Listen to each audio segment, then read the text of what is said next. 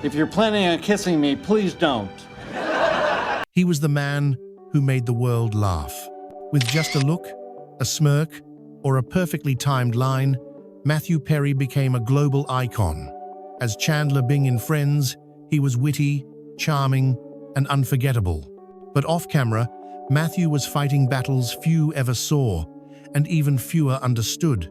In October 2023, he's found unresponsive in his own home. No substances in his system, no signs of harm, just a quiet, sudden end that left millions stunned. But to those who had been paying attention, the signs were always there. In his interviews, in his memoir, in his eyes. "When I die," he once said, "people will say, 'Chandler Bing died. I wish they knew more.'" Behind the laughter was a man who spent most of his adult life in and out of treatment centers, fighting for control, craving peace, and slowly disappearing from the spotlight. From 2018 to his final year, Matthew lived in isolation, cut off from Hollywood, from fame, even from friends. So why did no one intervene? How did someone so loved end up so alone? He made us laugh, but the truth behind his final years is much darker. Before he was the man behind Chandler Bing, Matthew Perry was a boy searching for connection. Born in 1969 Massachusetts, Matthew was only 1 year old when his parents divorced. His mother, Suzanne Morrison, a Canadian journalist and press secretary to Prime Minister Pierre Trudeau, raised him in Ottawa.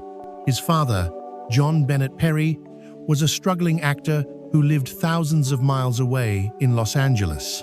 The separation cut deep. Matthew would later describe growing up, feeling abandoned, unwanted, and constantly anxious. He became obsessed with trying to make people laugh, not for attention, but to feel safe. "If I could make you laugh," he once said, "you wouldn't leave."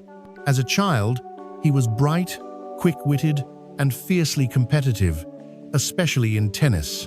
By age 13, he was ranked among Canada's top junior players, traveling the country with dreams of going pro. But the tennis court wasn't enough to silence the loneliness.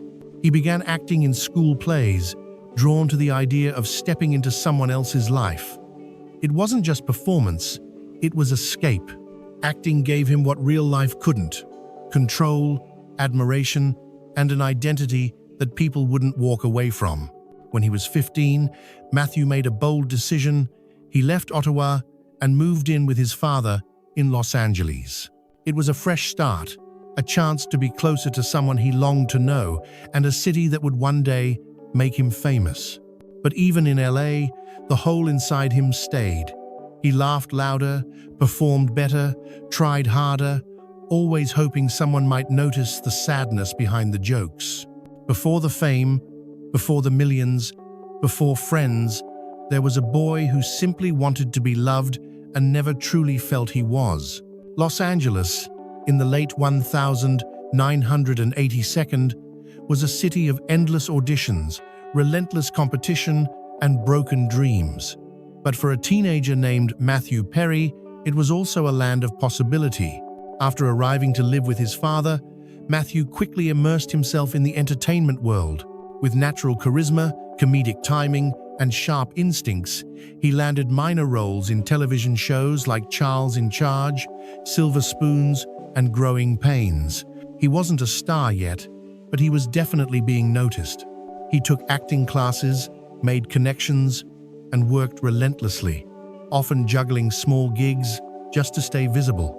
In 1987, he scored his first recurring role in the short-lived series Second Chance. It didn't last, but it was enough to open doors. In 1994, the door blew wide open. Friends wasn't just another sitcom. It was lightning in a bottle, and Matthew, as Chandler Bing, was its spark. His dry wit, nervous charm, and masterful delivery turned what could have been a one-note character into a cultural icon. Overnight, Matthew became one of the most recognizable faces on the planet. The world fell in love with Chandler. But more importantly, they fell in love with Matthew. or at least the version of him they saw on screen. With Friends' meteoric rise, he was soon earning $1 million per episode. Fame brought lavish homes, red carpets, and tabloid attention. But while the world cheered, Matthew was already cracking under the weight. The pressure to stay funny, to stay likable, to stay relevant, it was suffocating. He would later admit he couldn't remember 3 full seasons of filming Friends due to what he called medical issues. Behind the scenes, something was shifting. The same charm that got him roles began to hide deeper insecurities. The applause grew louder, but so did the silence when the cameras stopped rolling.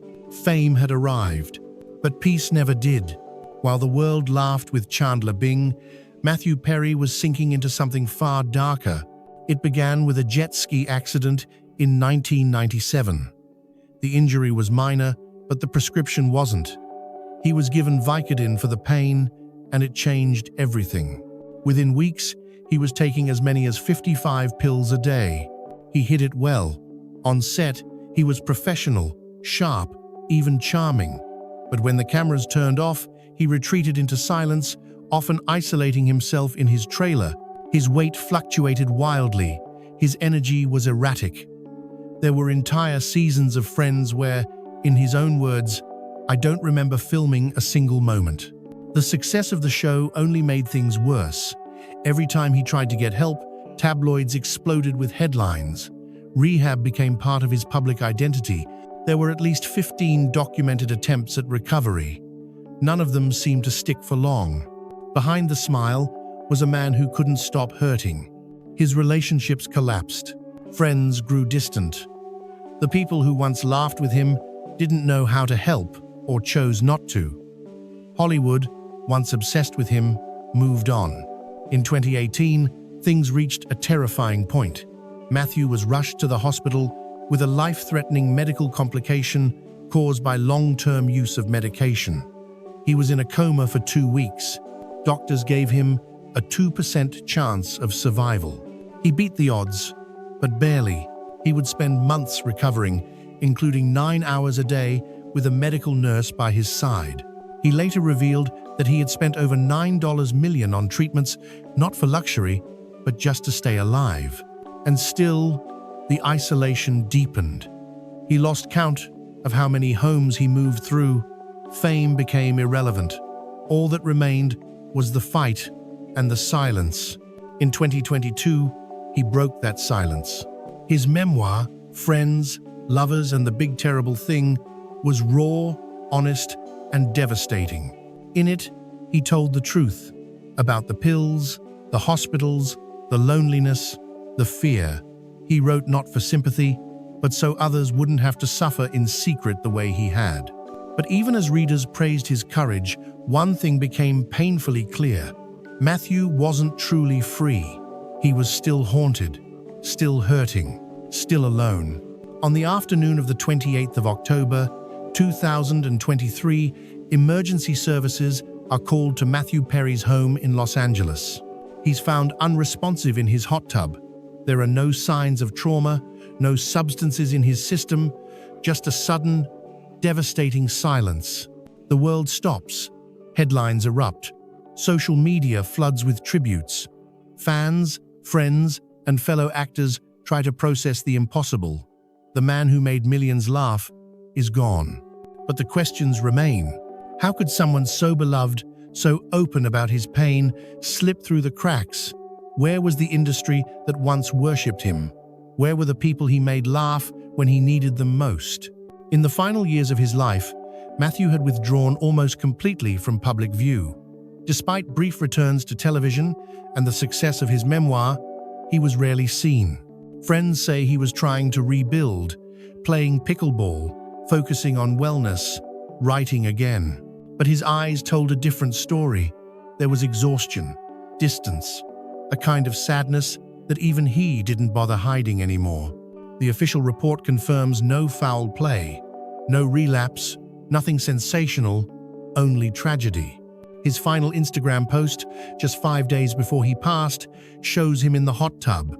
The caption reads, "Oh, so warm water swirling around makes you feel good?" I'm Matman. It's light-hearted, playful, but knowing what we now know, it feels like a quiet goodbye. For a man who spent decades trying to be seen, truly seen, it's haunting that his last moments were entirely alone. Matthew Perry didn't die from scandal. He didn't vanish into obscurity. He fought for years to survive, to heal, to matter. But in the end, the battle was simply too long and too lonely. His death didn't shock the world because of how it happened. It shocked the world because it finally did. Matthew Perry wanted to be remembered for more than just Chandler Bing. He said it himself. "When I die, I don't want friends to be the first thing that's mentioned. I want helping others to be." And he did help others, quietly, consistently, without cameras. He turned his former home into a sober living facility. He spoke at recovery centers. He took late-night phone calls from strangers just trying to stay alive. His pain became his purpose. After his death, those stories emerged. The people he helped, the ones without fame or followers, came forward to say, "He saved my life." His co-stars from Friends released a joint statement, heartbroken and stunned. But their words were more than grief. They were guilt. They had lost a friend, and maybe, somewhere along the way, they had lost sight of just how much he had needed them. Matthew's legacy is more than a character. It's a reminder that success does not equal peace, that being funny doesn't mean being okay, and that sometimes those who make us laugh the hardest are the ones hurting the most. He made the world laugh, but in the end, he wanted to be known for something even greater. He didn't just play Chandler Bing. He was Matthew Perry, a man who fought to be seen, and in doing so, helped others feel seen too.